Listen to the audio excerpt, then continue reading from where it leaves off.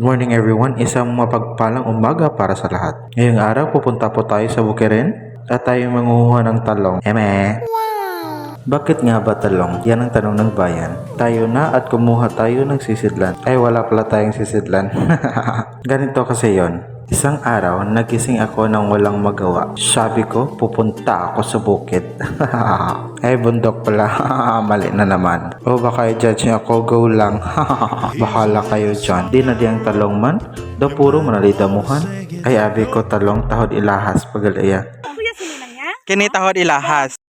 So let's go na, let's finding the talong. Finding. Alam nyo ba kung anong benepisyo ng talong? Ito ay good for digestion. Kung may gulo sa tiyan, kayang ayusin ni talong. Eme! Pampababa ng cholesterol. Parang ex mo toxic, kailangan talagang pababain. At ito pa, mayaman sa antioxidant. Parang kaibigan mong laging positibo. Lagi kang pinoprotektahan.